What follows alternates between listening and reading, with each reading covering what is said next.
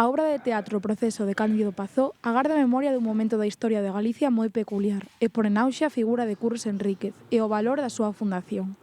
A razón de ser da obra é o propio proceso xudicial que sofriu Curros Enríquez entre os anos 1870 e 1871, con motivo da publicación da súa obra Aires da miña terra, con poemas que facían considerar ao obispo elexías contra o valor cristián. O proceso tivo unha primeira sentencia condenatoria coa que grazas a unha apelación levouse ao Tribunal da Coruña, onde Curros contou con unha gran defensa por parte de letrados ourensáns, tal e como explica o alcalde de Celanova e presidente da Fundación Curros Enríquez. Quen interveniron na defensa de Curros Enríquez foron dous letrados. Eu non veño aquí a falar de min, pero si me vincula de alguma maneira con este proceso, pois a miña condición de ex-xuiz tamén en Celanova e tamén de abogado, que sigo sendo. E quero poñer en valor o traballo de eses dous abogados. Un non tuvo éxito pese a magnífica defensa que levou a cabo aquí en Ourense, que foi José Manuel Paz, e o segundo foi Luciano Puga.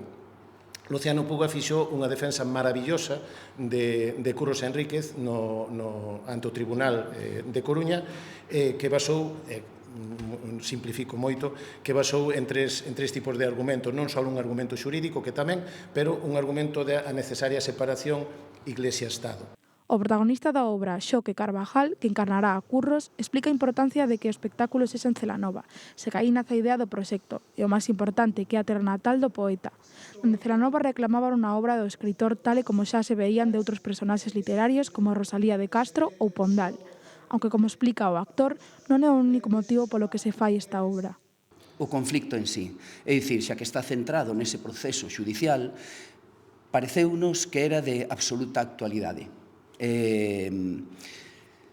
Esa inxerencia de outros poderes na xustiza que cambiaron 2 séculos, pero hai cousas que non cambian. Entonces pareceunos moi actual e xuntando esas dúas cousas nos parecía moi necesario facer este espectáculo.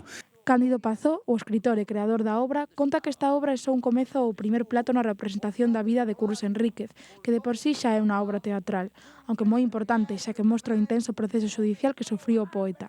Trátase dunha especie de sainete cómico, aunque non na súa totalidade, facendo referencia así ao divino sainete de Curros. Nós queremos facer unha obra moi popular, unha obra que en Tribes ou en Celanova ou en tantísimos sitios que non son Santiago de Compostela, a Coruña, onde temos un público realmente moi afeito a ir ao teatro, disfruten con esta peza.